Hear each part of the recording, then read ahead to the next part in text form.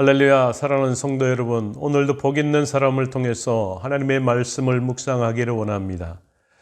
역대하에서는 기록되어 있지 않지만 솔로몬이 이방 아내들로 인해 우상 숭배하며 여호와를 떠나자 하나님의 진노하사 12지파 중 한 지파만 남기고 나머지 지파를 떼어 솔로몬의 신하에게 주겠다고 하셨습니다. 그러나 솔로몬 시대가 아니라 그 아들 시대에 있을 것을 예언하셨고 그 일이 전개되고 있습니다. 11장과 12장은 남유다 왕국의 초대 왕 르호보암의 통치에 대해서 말씀하고 있습니다. 솔로몬에 의해 왕이 된 르호보암이 지혜로운 원로들의 충고를 무시하고 젊은 신하들의 충고를 받아들여 왕이 인준 조건으로 내세운 세금 감면과 노역 경감 요청을 냉정하게 거절한 결과 여로보암이 이끄는 북쪽 10지파의 반역을 불러일으켰습니다. 남북의 분열의 단초가 된 이와 같은 불행한 역사적 사실에 이어 오늘 11장은 남북의 분열이 완전히 고착화된 사실과 르호보암이 남유다 왕국과 왕실을 견고히 한 내용을 4단락으로 말씀하고 있습니다. 첫 번째, 스마야 선지자의 경고하는 내용입니다. 북이스라엘을 공격하여 통일시키려는 르호보암의 시도에 대한 하나님의 저지와 르호보암의 순종적 모습을 보여주고 있습니다.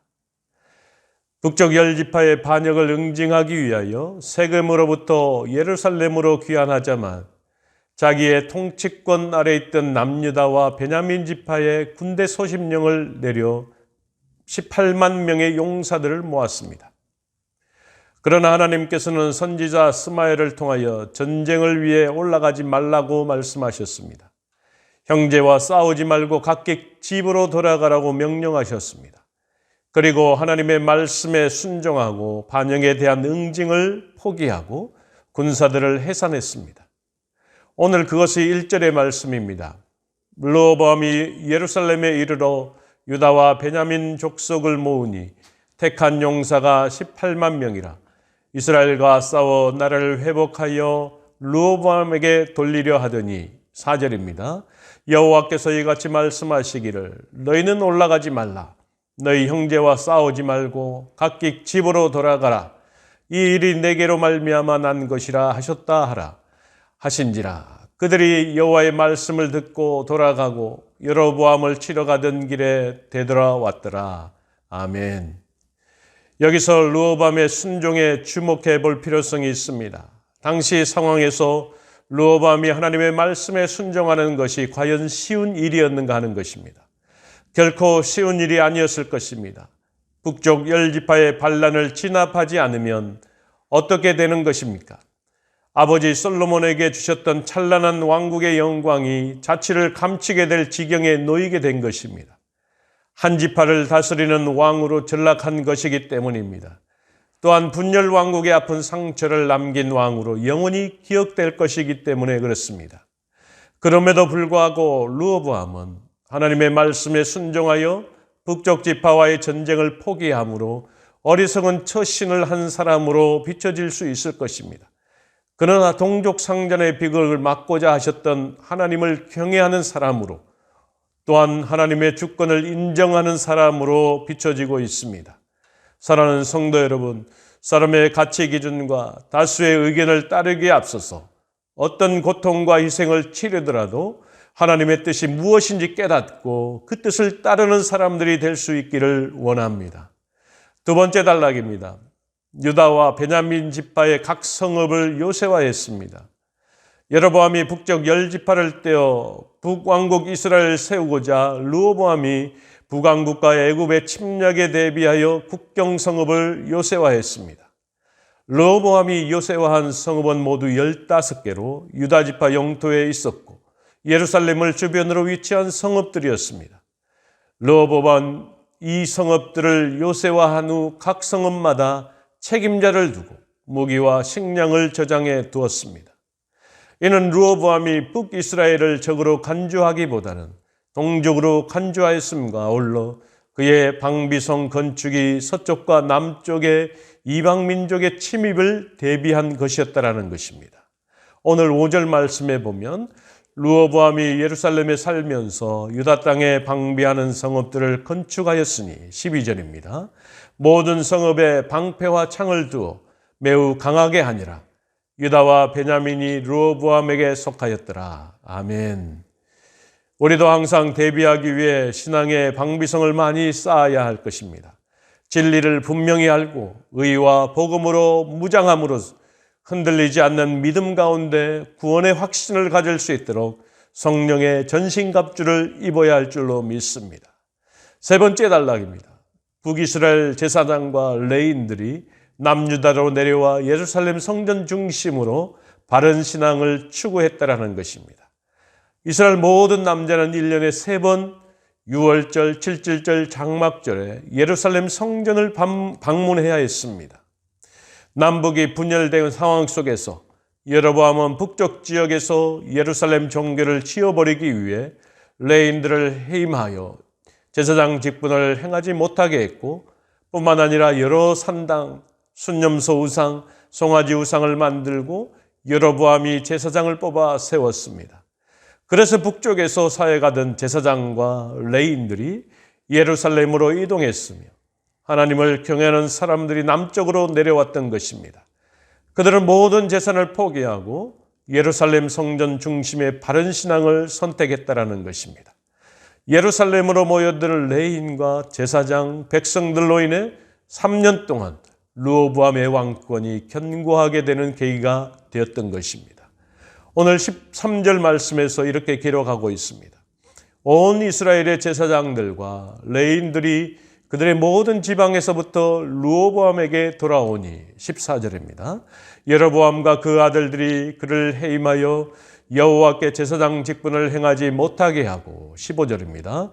여로보암이 여러 산당과 순념소 우상과 자기가 만든 송아지 우상을 위하여 친히 제사장들을 세움이라 16절입니다.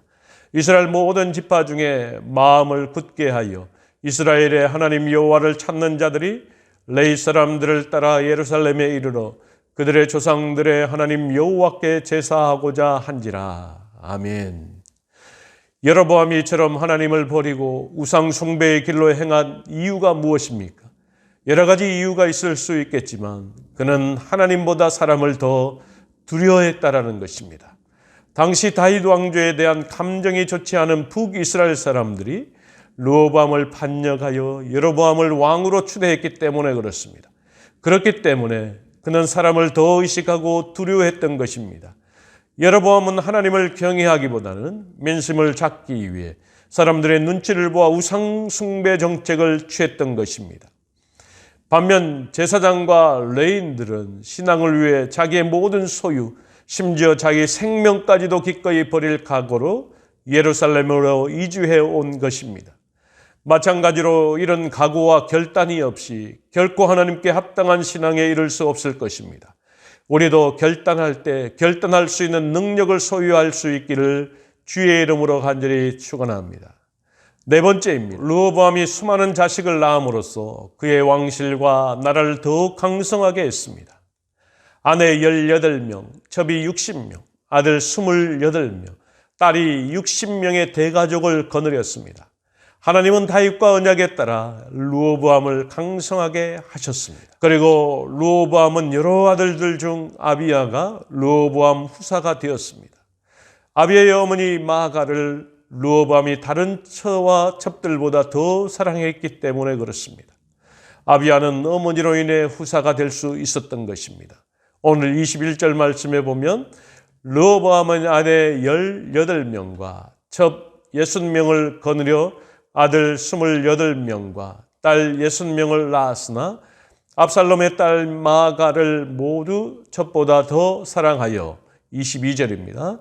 르호보암은 마아가의 아들 아비야를 후계자로 세웠으니 이는 그의 형제들 가운데 지도자로 삼아 왕으로 세우고자 함이었더라. 그런데 이 아비야보다 더 복받은 사람이 있습니다. 그것은 바로 저와 여러분인 것입니다. 우리는 참으로 복받은 인생을 살고 있습니다. 아비야는 조그만 나라의 후사일 뿐이었지만 우리는 영원한 하나님의 나라의 후사들인 것입니다. 우리는 본래 소망이 없고 하나님도 없었던 사람들이었습니다. 그러나 하나님께서 그의 아들 예수 그리스도를 이 땅에 보내셔서 십자가에 죽게 하심으로 그의 아들의 보혈을 피를 믿는 자들과 새로운 언약을 맺은 우리는 하나님의 백성이 되고 하나님의 후사 곧 하나님의 자녀가 된 것입니다. 사랑하는 성도 여러분, 사람은 누구나 실수할 수 있습니다. 성도들도 실수할 수 있습니다. 그렇지만 실수하고 죄를 범할지라도 하나님 앞에 회개하고 순복하면 하나님은 다시 회복시키시는 것입니다. 그러므로 어떤 실수를 했을지라도 실수에 연연하지 말고 하나님께 다시 나아가 회개하고 순복하는 삶을 사는 저와 여러분이 되기를 주의 이름으로 간절히 축원합니다. 다 같이 기도하겠습니다. 전능하신 여호와 하나님 아버지 참으로 감사합니다. 계속되어지는 말씀을 통해서 우리가 주의 말씀에 순종하고 순복할 수 있는 삶을 살아갈 수 있도록 인도하여 주옵소서. 말씀에 순종하느냐 순종하지 않느냐가 우리의 인생을 결정할 수 있습니다. 어떤 고난과 역경 속에서도 하나님을 먼저 바라보게 하시고 하나님의 말씀에 온전히 서게 하셔서 정말로 아름다운 인생의 삶의 여정 될 수 있도록 주여 인도하여 주옵소서. 모든 것 감사드립니다. 예수님의 이름으로 간절히 기도하옵나이다. 아멘.